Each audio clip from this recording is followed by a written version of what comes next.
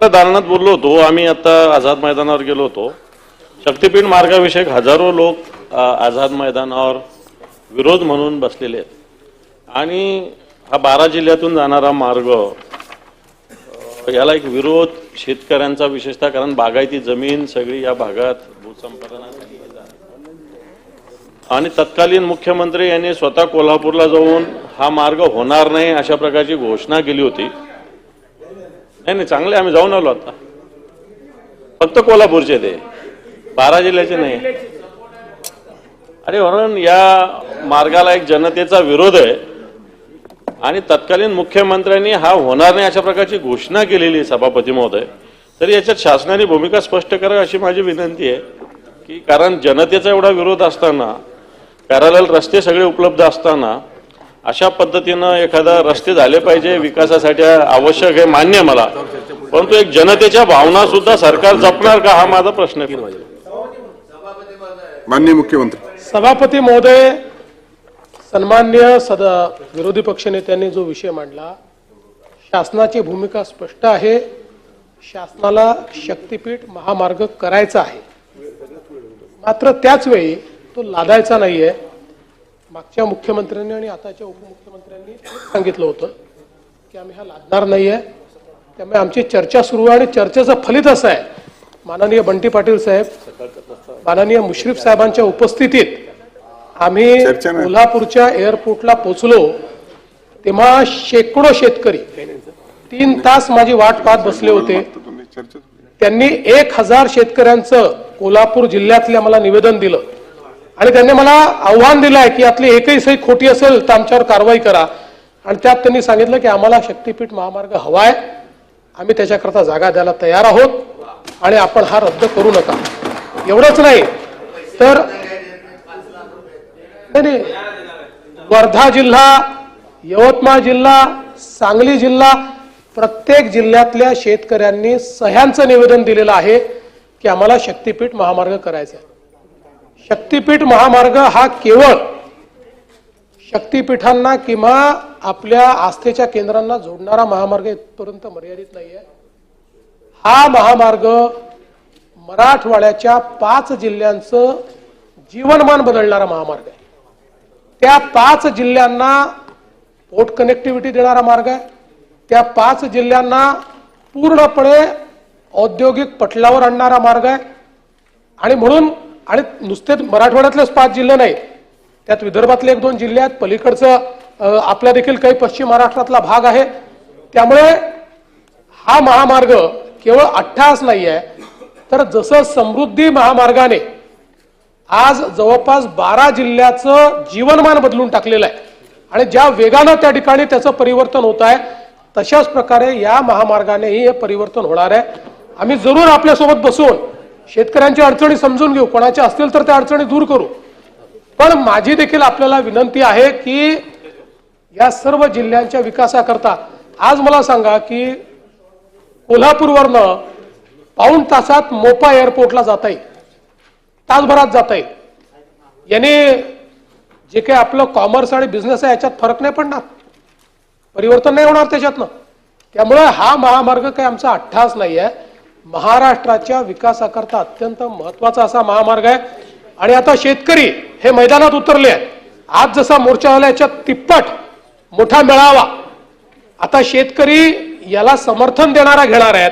आणि म्हणून माझी आपल्याला ही विनंती आहे, आपण त्याच्यामध्ये मध्यस्थी करावी, त्यांच्या अडचणी असतील तर आमच्याशी चर्चा करावी, त्या चर्चेतनं आपण मार्ग काढू, कोणावरही न लादता.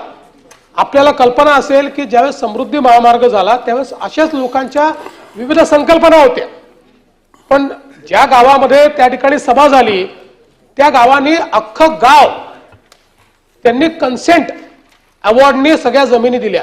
कारण सुरुवातीच्या काळात शेतकऱ्यांना असं वाटतं आम्हाला पैसे मिळतील की नाही, किती मिळतील, कमी मिळतील का, पण एकदा त्यांच्या लक्षात आलं की आपल्याला योग्य भाव मिळतो आहे, म्हणजे त्यांची जमीन जाते त्याच्या 4-5 भाव आपण देतो आणि त्याला फायदा असा होतो की पैसेही मिळतात, ते बिन याचे पैसे मिळतात, टॅक्सचे पैसे मिळतात आणि त्याच्यात तो त्यापेक्षा जास्त जमीन देखील घेऊ शकतो. आणि म्हणून हा आपला सगळा खटाटोप आहे.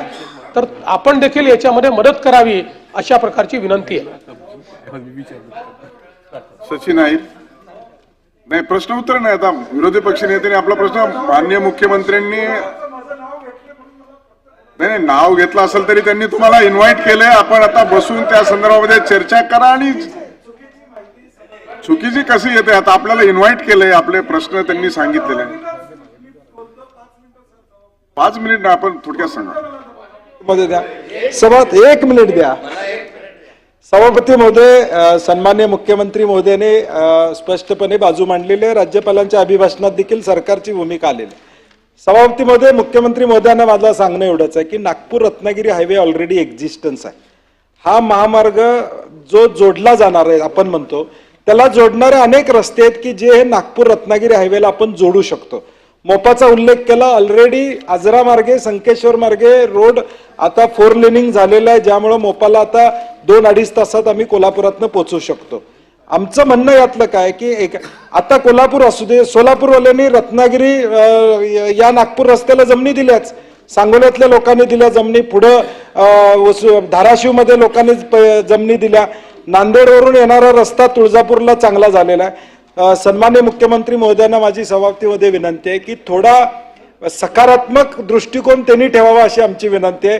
त्यांचा ड्रीम प्रोजेक्ट आहे, त्यांचा माझं म्हणणं आहे की मुख्यमंत्र्यांनी आपल्याला सांगितलंच आहे सकारात्मक कोणावर लादायचा नाहीये प्रोजेक्ट, त्यामुळे बैठकीला आपल्याला इन्व्हाइट केलंच आहे. त्या संदर्भात डिटेल आणि आज तपशील महाराष्ट्रातले सगळे शेतकरी तिथं आलेले आहेत. कदाचित संख्या कमी असं पोलिसांचा रिपोर्ट येतो असतो मला माहित आहे, त्यामुळं आला असेल. तर माझी विनंती आहे मुख्यमंत्री महोदयांना की तुम्ही चर्चेला बोलवा. आता ते 550 लोकांना आज जर तुम्ही वेळ दिली, तुम्ही त्यांच्या भावना ऐकून घ्या. एकच बाजू तुमच्यापर्यंत येते.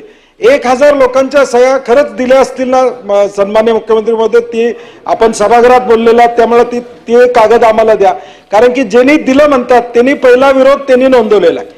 जी आज पुढे त्यांनी पहिला विरोध ज्यावेळी नोटिफिकेशन निघालं त्यावेळी त्या ठिकाणी केलेला आहे. त्यामुळे आपला गैरसमज यात नव्हतं असं माझं प्रामाणिक मत आहे. एक्झिस्टिंग रस्त्याला जोडणारे अनेक रस्ते आपण करू शकतो. 86,000 कोटी वसूल करायचे झाले तर दरवर्षी 3,000 कोटी आणि 60 लाख वाहनं या रस्त्यावरनं जावी लागतील. बंटी पाटील, मला वाटतं आता आपण हे त्यामुळे माझी विनंती आहे आपल्याला की याचा फेरविचार आपण करावा. नागपूर मुंबई रस्ता नव्हता का, पण तरी आपण ग्रीनफील्ड वे का केला?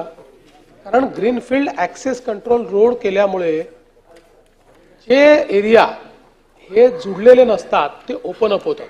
आता उदाहरणादाखल विदर्भातला सगळ्यात दुर्लक्षित जिल्हा कुठला होता? वाशिम. न इकडची कनेक्टिव्हिटी न इकडची कनेक्टिव्हिटी. आता सगळ्यात मेन जिल्हा कुठला झाला? वाशिम.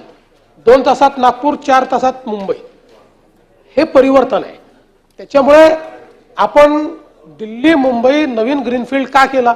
इतके वर्ष दिल्ली मुंबई हायवे आहे तरी नवीन ग्रीनफील्ड केल्यामुळे सगळा जो भाग दुर्लक्षित होता तो भाग त्याच्यामुळे जोडला जातो. आपल्याला माहिती आहे, आपण माझ्यापेक्षा जास्त जग फिरलेला आहात, आपल्याला कल्पना आहे की रस्ते ही विकासाची कुंजी आहे. तुम्हाला माहिती आहे अमेरिकन प्रेसिडेंटचं वाक्य आहे की American roads are good not because America is rich but America is rich because American roads are good. आणि म्हणून रस्ते ही, आणि हा आपण एक लक्षात घ्या की समृद्धी आणि शक्तीपीठ आणि तिसरा जो आपण एक कोकण महामार्ग बनवणार आहे, या 3 मुळे आपला महाराष्ट्र इंटिग्रेट होणार आहे. या 3 मुळे आपण सप्लाय चेनचा भाग बनणार आहोत. या 3 मुळे आपल्याला जॉग्राफिकल ऍडव्हान्टेज, जिथे पोर्ट नाही त्याला पोर्टलेट ऍडव्हान्टेज मिळणार आहे, जिथे इंटरलँड नाही त्याला इंटरलँड ऍडव्हान्टेज मिळणार आहे. त्यामुळे हे केवळ कोणाच्या तरी सुपीक डोक्यात आल्याने कल्पना केली असं नाहीये, तर याला अतिशय नीट विचार करून हे जाळं तयार केलेलं आहे. म्हणून मी आपलं म्हणणं समजून घेईल, आपण माझं म्हणणं समजून घ्या, पण आपण हा प्रयत्न करूया की महाराष्ट्राच्या हिताकरता आपल्याला हा रस्ता करायचा आहे आणि त्यातनं आपण मार्ग काढण्याचा प्रयत्न करू. सचिन आहे काय विशेष दिलाय? सभापती महोदय धन्यवाद. सभापती महोदय, गेल्या आठवड्यामध्ये आपण